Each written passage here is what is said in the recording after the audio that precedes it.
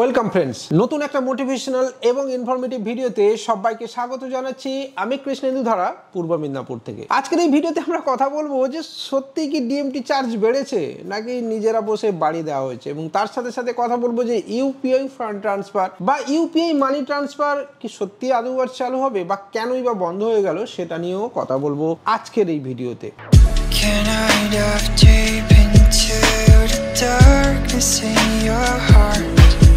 পয়লা August হঠাৎ করে একটা নোটিফিকেশন এলো যে ডিএমটি চার্জেস বেড়ে যাবে। হ্যাঁ বন্ধুরা, ইউটিউবে সার্চ করে দেখলাম সমস্ত ক্রিয়েটাররা এই রিগার্ডিং প্রচুর ভিডিও বানিয়ে ফেলেছেন। আমি ভাবলাম আমি বা কেন বাদ যাই, তাহলে আমাকেও তো ভিডিও বানাতে হবে। যদিও আমি নিজেকে মনে করি যে আমি অনেক পেছনের সারিতে ক্রিয়েটার, কারণ যারা বড় বড় ক্রিয়েটার তারা প্রথমের দিকে ভিডিও অলরেডি বানিয়ে ফেলেছে। তো আমি তাদের ভিডিও অবশ্যই দেখলাম, স্টাডিও করলাম এবং তথ্যও নিলাম। এবার সেখান থেকে যে কনক্লুশন উঠে এলো সেটা নিয়ে এই ভিডিওতে কথা বলবো। এক হচ্ছে যে ডিএমটি চার্জ সত্যি কে বাড়িয়েছে, এটা হচ্ছে প্রথম কথা। ডিএমটি চার্জ কি সত্যি আরবিআই বাড়িয়েছে? আমি তো এখনো পর্যন্ত দাদা আরবিআই রিগার্ডিং কোনো ধরনের কোনো নোটিফিকেশন দেখতে পেলাম না। প্রথম বক্তব্য, মানে আমি তো দেখতে পাইনি। এবারে যদি আপনার কাছে থাকে তাহলে আপনি পাঠাবেন। আর দ্বিতীয় কথা হলো, এই যদি বা আরবিআই নোটিফিকেশন থাকে সেটা তো আছে, যদিও আছে, আরবিআই নিজের ইচ্ছায় বাড়ালো নাকি কোম্পানিরা প্রেসার দিয়ে বাড়িয়ে দিল সেটাও জানার দরকার আছে। এবার দেখুন, আমার কাছে যতটুকু আপডেট এসছে বা যতটুকু স্টাডি করে জেনেছি যে ফিনো প্রথম এই ডোমেস্টিক মানি ট্রান্সফারের চার্জটা বাড়ায়, কারণ এইপিএস এর এই মার্কেট ফিনো পেমেন্টস ব্যাংক এবং এনএসটিএল পেমেন্ট ব্যাংক ছাড়া সত্যি কি চলবে? 99.99% কিন্তু মানে দখল তাদের হাতে রয়েছে। বাকি রয়েছে আরো অনেকগুলো, যেমন আইসিআইসিআই রয়েছে, আরবিএল রয়েছে, ইয়েস ব্যাংক রয়েছে, আরো অনেক ব্যাংক রয়েছে, ঠিক আছে। কিন্তু এনএসটিএল ফিনো হচ্ছে টপ অফ দ্য লাইনে রয়েছে। তো ন্যাচারালি তারা যদি বাড়ায় এই ধরনের ডোমেস্টিক মানি ট্রান্সফারের চার্জ, সেখানে কিন্তু বাকি সবাইকে কিন্তু তাদের লাইনেই যেতে হবে এবং তারা সবাই মিলে কিন্তু একজোট হয়ে এটাকে ডিসিশন নেবে এবং হয়তোবা তারা আরবিআইয়ের কাছে এই বিষয়টা উত্থাপনও করেছে। এবার মজার বিষয় হলো এই যে 1.2% বেড়ে গেল, দাদা আপনার ভাগে কি জুটলো? ঠেঙ্গা কিছুই জোটেনি। আপনি অ্যাজ এ রিটেলার প্রথমে 10,000 টাকা ট্রান্সফার করার জন্যে যদি আপনি 50 টাকা কমিশন পেতেন, এখনও তাই পাবেন, কিন্তু এখন আপনার ট্রানজ্যাকশানের পরে দেখাবে 120 টাকা চার্জ কেটেছে। মজার বিষয় হলো, এখানেই আপনাকে আমি ক্লিয়ারলি বলছি, যদি আপনি বেস্ট ডিএমটি আইডি নিতে চান, সমাধান ওয়েব সলিউশনকে বেছে নিতে পারেন। আজকের ডেটেও সমাধান অসাধারণ মানি ট্রান্সফার ফ্যাসিলিটি আপনাকে দেবে, যেটা আপনি অন্য কোনো কোম্পানি থেকে কিন্তু পাবেন না। ইয়েস, সবচেয়ে সুপারফাস্ট এবং লো কস্ট ডিএমটি ফ্যাসিলিটি সমাধান আপনাকে দেবে। তার সাথে সাথে বেস্ট এইপিএস এর ফ্যাসিলিটিও আপনাকে কিন্তু সমাধান দেবে।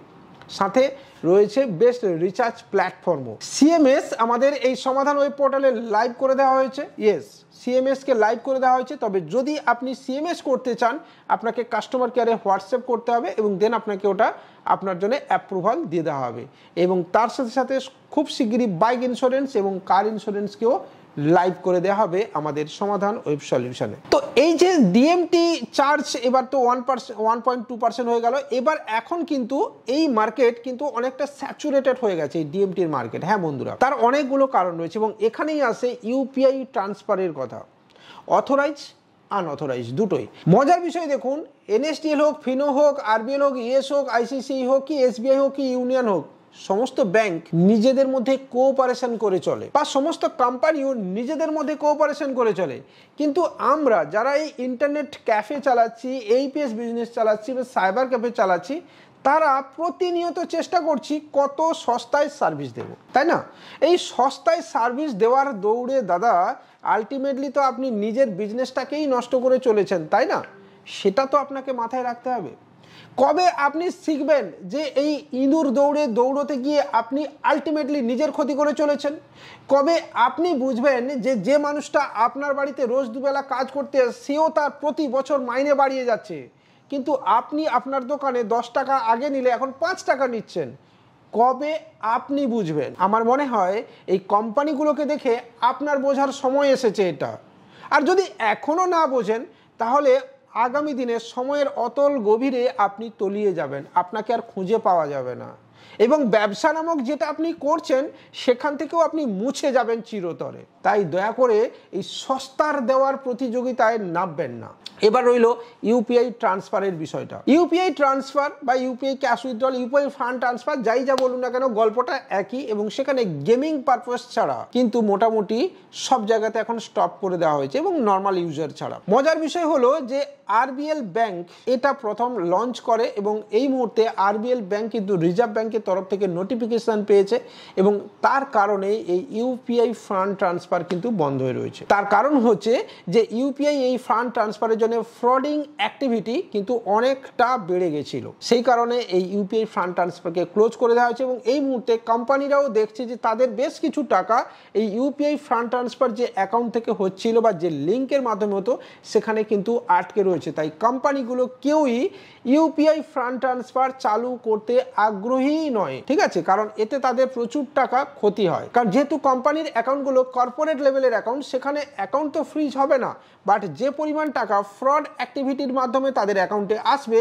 সেই পরিমাণ টাকা কিন্তু হোল্ড হয়ে যাবে। তাই এটা আপাতত বন্ধ রয়েছে। উল্টো দিকে নর্মাল ইউপিআই এর মাধ্যমে ফোনপে, গুগল পে, জিপে, আরো অনেক কিছু রয়েছে, পেটিএম, এদের মাধ্যমে এই ফান্ড ট্রান্সফার কিন্তু কন্টিনিউয়াসলি চলছে, এবং এর ফলে এই মার্কেট কিন্তু স্যাচুরেটেড হয়ে গেছে। এবং ডোমেস্টিক মানি ট্রান্সফারের চার্জ বেড়ে যাওয়ার পরে অনেক মানুষই দিনের শেষে কিন্তু এই দিকে ঝুঁকছে, এবং এটা নিয়ে আমরা একটা পৃথক ভিডিও দেব, কেন ডোমেস্টিক মানি ট্রান্সফারের চার্জ নিয়ে ভাবনা চিন্তা করা উচিত, কেন ইউপিআই ফান্ড ট্রান্সফার করা উচিত নয়, সেটা নিয়েও আমরা একটা ডেডিকেটেড ভিডিও আপনাদের সঙ্গে শেয়ার করব। তবে এই মুহূর্তে যা অবস্থা, প্রত্যেক রিটেলার বা এইপিএস সঞ্চালক কি করছেন, তাদের আগে যে প্রফিট হতো, অর্থাৎ 50 টাকা যদি প্রফিট ছিল সেখান থেকে কেটে 30 টাকা তারা নিচ্ছেন, 20 টাকা ছেড়ে দিচ্ছেন, এবং এইভাবে তারা তাদের মার্কেটের সমতা বজায় রাখার চেষ্টা করে চলেছেন। কারণ দিনের শেষে কাস্টমারের এত কিছু বোঝার দরকারই নেই, কাস্টমার চাইছেন কিন্তু যে আমার কত সস্তায় ডোমেস্টিক মানি ট্রান্সফার করা যাবে। তো আলটিমেটলি এরকম একটা সিনারিওর মধ্যে আমরা এই মুহূর্তে এই ব্যবসা করছি, এবং অগাস্ট মাসে এসে দেখছি বিজনেস যথেষ্ট ডাউন রয়েছে, এবং এর কি সলিউশন হয় সেটাতেও একটা আলাদা ভিডিও আসবে। আজকের এই ভিডিও তাহলে এখানেই আমরা শেষ করছি। আলটিমেটলি দিনের শেষে আপনাকে আবারও বলছি, নিজেদের মধ্যে একতা রাখুন, দয়া করে ইঁদুর দৌড়ের প্রতিযোগিতায় বা ইঁদুর দৌড়ের প্রতিযোগিতায় নিজেদের নাম লেখাবেন না। সবাই মিলে যদি আমরা একসাথে কাজ করি তাহলে দেখবেন ভালো সার্ভিস দিলে আপনার কাছেও কাস্টমার যাবে, এবং এটাই কিন্তু হওয়া উচিত দিনের শেষে।